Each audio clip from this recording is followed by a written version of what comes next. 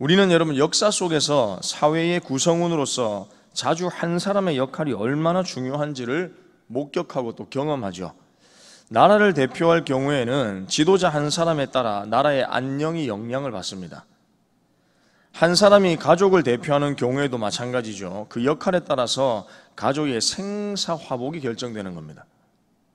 그러므로 대표하는 한 사람의 활동은 그룹 전체에 막대한 영향을 반드시 끼친다는 사실입니다. 좋은 영향이든 좋지 않은 영향이든 한 사람을 통하여서 영향력을 끼칠 수 있다는 것이죠. 오늘 본문에 보면 사도 바울은 온 세상의 인류를 대표하는 두 사람을 언급하고 있습니다. 한 사람은 아담이고 또 한 사람은 예수 그리스도입니다. 12절부터 14절을 보면 먼저 아담에 대해 말씀합니다. 아담이라는 한 사람으로 인해서 무엇이 들어왔느냐? 죄가 이 땅에 들어왔다. 아담은 인류를 대표하는 한 사람이었습니다. 성경의 오늘 본문에서도 그렇게 말씀하고 있죠. 인류를 대표하는 이 아담 한 사람이 죄를 통하여서 온 인류를 병들게 했다는 겁니다. 한 가정이 가족을 대표하는 것처럼 아담의 언행은 온 인류를 대표하고 대신했습니다. 아담 한 사람이 뭐길래 이러한 대표성을 여러분 가지고 있었을까요? 도대체 아담이 뭐길래 이런 대표성을 가지고 있었겠습니까? 창세기에 보면 원래 하나님께서 사람을 창조하실 때에 다른 피조물과는 다르게 창조하셨죠. 창세기 2장 15절과 19절에 이렇게 말씀합니다. 2장 15절 19절 다 같이 한번 읽어보겠습니다. 시작. 여호와 하나님이 사람을 이끌어 에덴 동산에 두어 그것을 경작하며 지키게 하시고, 이어서 읽겠습니다. 시작. 여호와 하나님이 흙으로 각종 들짐승과 공중에 각종 새를 지으시고 아담이 무엇이라고 부르나 보시려고 그것들을 그에게로 이끌어 가시니 아담이 각 생물을 부르는 것이 곧 그 이름이 되었더라. 여기서 여러분 중요한 단어들이 등장하는데 15절에 보면 지키게 하셨다라는 것과 19절에 그에게로 이끌어 가셨다, 이 두 가지의 단어입니다. 이것이 여러분 왜 중요할까요? 모든 피조물을 지으시고 하나님께서는 인간에게 지으신 곳을 관리하고 다스리게 하는, 즉 하나님을 대신하여 일을 맡기신 사람을 누구를 택하셨느냐? 아담으로 택하셨다는 겁니다. 세우셨다는 겁니다. 그리고 이름을 짓는다는 것은 여러분 고대 때부터 그 이름에는 정체성이 부여되는 것인데, 즉 아담이 피조물을 딱 바라보면서 이름을 지으면 그 피조물의 정체성, 즉 피조물의 본질적인 특성을 아담 스스로가 결정할 수 있었다는 겁니다. 그 정도로 지혜로웠다는 것이죠. 이렇게 인류의 대표성을 띤 아담이 선악과를 먹음으로 죄가 들어오게 됩니다. 병들게 됩니다. 그리고 나서 창세기 3장 17절을 보면 하나님께서 땅은 너로 인해 저주를 받는다라고 하나님 말씀하셨죠. 아담의 한 사람으로 인해서 땅까지도 저주를 받게 되는 것입니다. 그 한 사람으로 끝나는 것이 아니라 그가 가진 죄의 영향이 온 인류 가운데에 미치게 된 것입니다. 이것이 바로 아담이 가지고 있었던 인류의 대표성입니다. 하나님께서 아담에게 하신 말씀은 온 인류를 향해 하신 말씀입니다. 아담 한 사람을 향해서 하신 말씀이 아니라 온 인류를 대표하는 대표성을 띠고 하나님께서 아담에게 명령하시고 말씀하신 것이죠. 그러므로 아담은 하나님과 온 인류 앞에 전체적인 책임을 지는 대표자였다는 겁니다. 나 한 사람이면 끝이 아니라 온 인류를 책임져야 할 의무를 가진 사람이 아담이었습니다. 그래서 여러분, 아담이 복을 받으면 온 인류가 복을 받고 아담이 저주를 받으면 온 인류가 저주를 받는 겁니다. 하나님께서는 아담에게 선악과를 먹으면 정령 죽으리라고 분명하게 말씀하셨습니다. 그리고 인류를 대표하는 아담이 하나님의 말씀에 불순종하여 선악과를 먹음으로 온 세상에 무엇이 찾아왔느냐? 하나님 말씀이 거짓말이 아니라 진짜로 죽음이 찾아온 것입니다. 이제부터 온 인류 가운데는 저주와 멸망이 찾아오게 된 겁니다. 그래서 여러분 12절에서 성경은 모든 사람이 죄를 지었다라고 말씀하고 있죠. 한 사람 아담이 정죄받음으로 온 인류에게 죄가 임했습니다. 아담은 죄를 짓고 아담 가운데 죄를 통해서 아담에게만 죄가 들어온 것이 아니라 아담만 무너지는 것이 아니라 이 아담 한 사람으로 인해서 온 인류가 병들게 됐다는 겁니다. 죄로 인해 저주와 멸망을 받게 됐다는 것이죠. 한 사람으로 인해서 사망이 들어왔습니다. 아담 위에 태어난 모든 사람에게 죽음과 사망이 찾아오는 겁니다. 모든 사람이 죽게 되었죠. 모든 사람이 저주받게 되었습니다.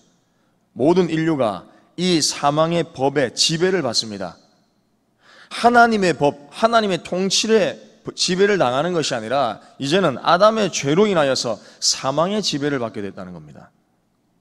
그래서 아담 이후 모든 인류는 죄와 사망의 법에 매여 살고 있는 것이죠. 그리고 나서 여러분 또 다른 한 사람을 소개하죠. 그런데 이번에는 이 한 사람으로 인해 아담과는 전혀 다른 모습, 다른 대조적인 모습이 우리 가운데 등장합니다. 그것이 무엇이냐? 생명이 이 땅 가운데 찾아왔다는 겁니다. 한 사람은 죽음이었지만 한 사람은 생명입니다. 한 사람 아담을 대신할 또 한 사람이 왔다는 것이죠. 아담이 저주를 주었다면 이번에는 저주 대신 은혜를 주시러 오신 분입니다.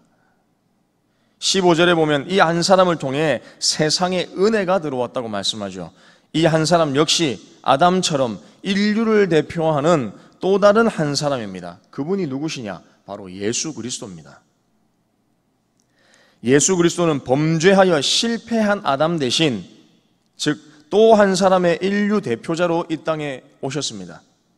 실패자로 오신 게 아닙니다. 우리 가운데 사망을 주러 오신 분이 아니십니다. 그것과는 전혀 대조적인 모습으로 이 땅에 사망의 지배를 받고 있는 우리에게 생명을 주러 오신 분입니다. 저주를 받고 있는 이 땅에 은혜를 주러 오신 분이 바로 누구냐? 예수 그리스도입니다. 예수 그리스도께서 순종하심으로 의와 생명을 얻으면 인류에게 살 길이 열릴 것이나 예수 그리스도마저 불순종하여 실패한다면 인류에게는 여러분 더 이상 소망이 없는 것이죠. 그래서 이 한 사람이 다시 등장한 예수 그리스도, 이분이 너무 중요한 겁니다. 이 한 사람을 통하여서 아담의 길을 걷고 영원한 저주와 사망의 길을 걷게 될 것인지 아니면 예수 그리스도의 순종을 통하여서 생명과 은혜의 길을 걷게 될 것인지 이것이 결정되게 된다는 것이죠. 그러나 아담과는 달리 예수 그리스도는 죽음에 이르기까지 순종하심으로 하나님께서 인류에게 요구하시는 모든 계명을 하나도 빠짐없이 다 이루셨습니다. 한 사람의 순종으로 모든 사람에게 선물을 주셨습니다.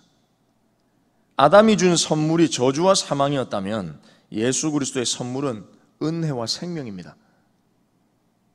그리고 여러분 16절부터 18절을 보면 예수 그리스도의 순종으로 의를 선물로 얻었다라고 말씀하고 있죠.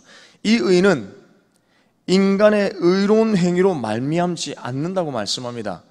우리의 어떠함으로, 어떠한 행위로, 선함으로 이루어지는 의가 아닙니다. 내가 선한 일을 했다고 해서 당신 참 의롭습니다라고 하나님께서 인정하는 그런 의가 아니라는 겁니다.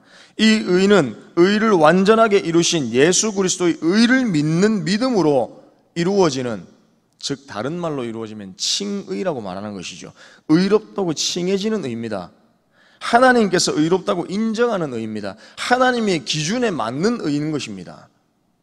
우리의 인간적인 선한의 기준이 아니라 하나님께서 하나님의 뜻과 가치와 목적에 정확하게 맞는 의를 이룬 것이 무엇이냐? 그것을 믿는 것이 여러분 바로 칭의입니다. 칭의.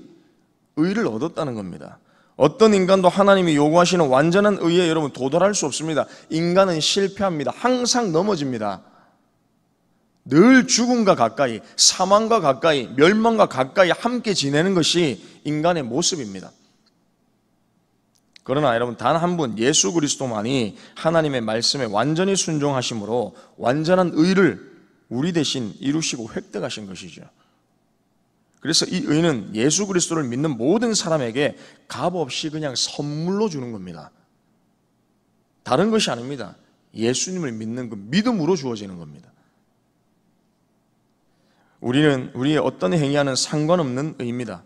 그래서 예수님을 믿는 자들은 어떻게 칭해지냐? 의인으로 칭해지는 것이죠. 이처럼 한 사람이 가지고 있는 책임은 우리가 생각하는 이상입니다. 결코 가벼이 여겨서는 안 된다는 것이죠. 이 한 사람이 얼마나 중요한지 오늘 성경은 저와 여러분들 가운데에 말씀해 주고 있습니다. 사랑하는 성도 여러분, 말씀 마무리하겠습니다. 우리도 한 사람으로 세상의 한 부분을 대표하는 책임을 지고 세상을 살아가는 사람들이죠. 나 한 사람의 불순종으로 온 가족이 죄인이 될 수 있습니다. 온 공동체가 타락할 수도 있습니다. 주변 모두가 구원에 이르지 못하고 멸망받을 수도 있죠. 또한 구원을 방해하는 사람으로 우리가 사용될 수도 있는 겁니다. 그런가 하면 나 한 사람의 순종으로 주변의 이웃이 구원을 얻을 수 있고 우리 공동체가 회복할 수 있는 겁니다. 19절에서 말씀합니다. 다 같이 한번 읽어볼까요? 19절입니다. 다 같이 읽어보겠습니다. 시작. 한 사람이 순종하지 아니함으로 많은 사람이 죄인 된 것 같이 한 사람이 순종하심으로 많은 사람이 의인이 되리라. 아멘. 나 한 사람을 통해 죄가 들어올 수도 있고 은혜가 들어올 수도 있다는 사실을 여러분 기억하십시오. 우리 각자의 처소에서 그렇다면 대표성을 띤 저와 여러분들이 예수 그리스도를 믿는 어찌 보면 하나님 나라를 대표하는 각자의 구성원들, 우리 한 사람 한 사람이 우리의 처소에서 어떤 삶을 살아야 될지에 대한 분명한 목적이 우리 가운데 심어질 겁니다.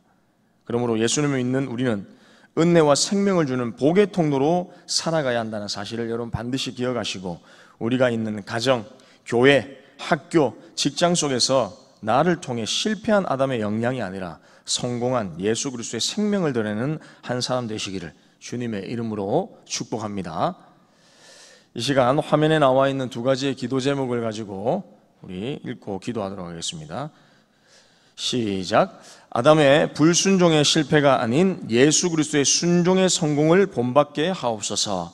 삶의 모든 처소에서 예수 그리스도의 생명을 나타내는 한 사람 되게 하옵소서. 아멘. 기도하겠습니다. 하나님 감사합니다. 실패한 아담, 그 아담으로 내버려 두지 아니하시고 온 인류 가운데에 저주와 멸망 가운데에 주님 내버려 두지 아니하시고 하나님의 말씀에 순종하여 생명과 은혜를 가져다 줄 예수 그리스도를 이 땅에 보내주셔서 감사를 드립니다. 예수 그리스도의 순종으로 말미암아 저주와 사망 가운데 있던 우리가 은혜와 생명의 길로 걸어갈 수 있다는 사실을 분명하게 다시 한번 믿습니다. 한 사람이 중요합니다. 오늘을 살아가는 우리의 삶들 가운데서 모든 각자의 처소 속에서 나 한 사람이 어떠한 행위, 어떠한 생각과 어떠한 은혜를 끼쳐야 될지를 분명하게 기억하게 하시고 나 한 사람이 실패한 아담이 아니라 성공한 예수 그리스도의 발자취, 생명과 은혜의 발자취를 걸어갈 수 있도록 주님께서 주장하시고 우리의 삶을 친히 인도하여 주시옵소서. 감사를 드립니다. 예수님의 이름으로 기도합니다. 아멘.